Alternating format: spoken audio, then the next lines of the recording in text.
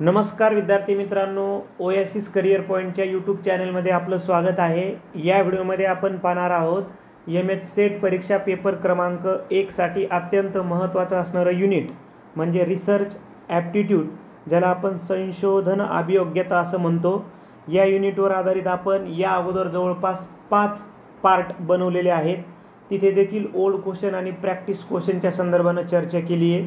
ते व्हिडिओ देखील बघा, जे येणाऱ्या एक्झामसाठी तुम्हाला उपयुक्त ठरणार आहेत। तर अधिक वेळ न घेता आपण पार्ट 6 मधील सराव प्रश्न पाहूयात। प्रश्न आहे, योग्य विधान शोधायचं आहे।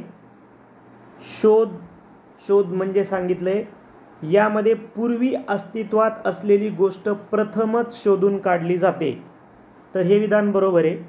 जसं आपण म्हणतो ना, वास्को द गामानं भारताकडे येणाऱ्या जलमार्गाचा शोध लावला, तर ऑलरेडी तो जलमार्ग अस्तित्वात होता, पाणी वगैरे जे काय जे आहे ते, आणि त्यानं फक्त डिस्कवर केलं किंवा जगामध्ये कॉन्स्टँटिनोपलच्या पाडावानंतर जे काही खंड आणि भूखंड बेटांचा शोध लागला तो डिस्कवरीमध्ये येतो।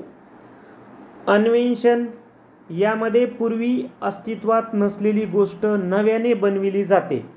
आता जसं एखाद्या असाध्य आजाराच्या संदर्भानं ज्या लस बनवल्या जातात त्या इन्व्हेन्शनमध्ये येतात, म्हणजे दुसरं पण विधान बरोबर आहे। तिसरं संशोधन, यामध्ये शोध व अन्वेषण या दोन्ही संकल्पनांचा समावेश होतो।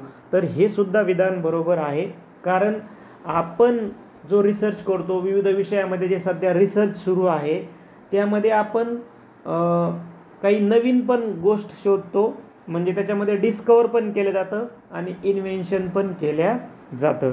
म्हणून आपल्या प्रश्नाचं उत्तर असणार आहे डी, 1, 2 व 3 ही विधानं बरोबर आहे।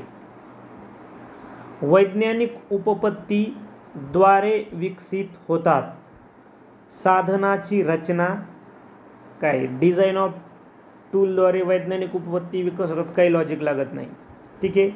त्यानंतर उपयोजित संशोधन, हे तर अप्लाइड बेसिक असतं, आपल्याला कसं ते व्यवहार्य होईल, आपल्याला कसं जीवनामध्ये त्याचं उपयोजन होईल, मानवाला किती ते सुखकारक होईल, त्यामुळं वैज्ञानिक उपपत्ती त्याद्वारे ॲप्लाइड रिसर्चद्वारे विकसित होतात असं म्हणता येत नाही। मात्र सी उत्तर असणार आहे मूलभूत संशोधन, फंडामेंटल रिसर्चमध्ये वैज्ञानिक उपपत्ती डेव्हलप झालेल्या असतात। जसं फंडामेंटल रिसर्च आहे त्याचा जो मूळ उद्देशच आहे की नवीन ज्ञानाची निर्मिती, सिद्धांताची निर्मिती। उदाहरणादाखल आता न्यूटनचा गुरुत्वाकर्षणाचा सिद्धांत आहे किंवा डार्विनचा उत्क्रांतीवादाचा जो सिद्धांत आहे, ही फंडामेंटल रिसर्चचीच देण आहे असं आपल्याला म्हणावं लागतं, किंवा हे दोनही सिद्धांत फंडामेंटल रिसर्चमध्ये येतात। कृती संशोधन जे आहे हे शिक्षणामध्ये जे अध्यापन आहे किंवा ज्या काही समस्या आहेत जस्ट आत्ताच्या, त्या संदर्भानं कृती संशोधन काम करत असतं, म्हणजे हे पण नाही, म्हणजे पर्याय सी हेच उत्तर आपलं योग्य आहे। त्यानंतर पोस्टाद्वारे प्रश्नावली पाठवून केलेल्या सर्वेक्षणाची प्रमुख कमतरता ही होय।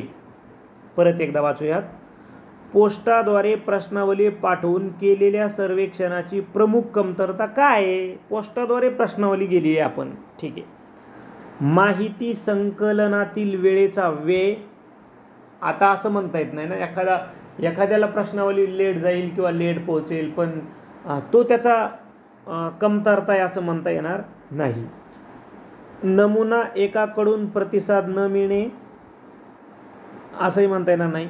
प्रश्नावलीतील अवाच्य, गिचमिळ हस्ताक्षर प्रत्येकाचाच असेल असं म्हणता येत नाही। माहितीची सत्यता, ही कमतरता आहे असं म्हणता येईल, कारण तुम्ही पोस्टाद्वारे प्रश्नावली पाठवली आहे, बरोबर आहे। म्हणजे या ठिकाणी संशोधक जो आहे ना, तो प्रत्यक्ष जो प्रश्नावली देणार म्हणजे लिहिणारा आहे किंवा प्रश्नावली पूर्ण करणारा आहे किंवा तो मुलाखत देणारा आहे, ठीक आहे, तर तो प्रत्यक्ष संशोधक तिथे नाही आहे ना, म्हणजे थोडक्यामध्ये संशोधक फील्डवर्कवर नाही आहे, म्हणून त्याची सत्यतेच्या संदर्भानं आपल्याला कमतरता भासू शकते। संशोधन समस्येचा कोणता गुण नाही? आता संशोधन समस्येचा कोणता गुण नाही? संशोधन समस्या गरजाभिमुख संशोधन विषय असावा, हा गुण आहे ना तिचा, कारण तेवढं तिचं महत्त्व पाहिजे तेव्हाच आपण संशोधन समस्या म्हणून तिची निवड करतो, आणि ती व्यवहार्य पण असली पाहिजे, म्हणजे हा गुण आहे. विरामचिन्हांचा वापर करून लिहावी नाही, कारण ती खूप पर्याप्त असते, छोटीशी असते, म्हणून हेच तिथं बरोबर वाटत नाही. ते एक प्रकारचं प्रश्नवाचक विधान असतं असं आपण म्हणतो, म्हणून विरामचिन्हाचा वापर तिथं कुठं केला जात नाही.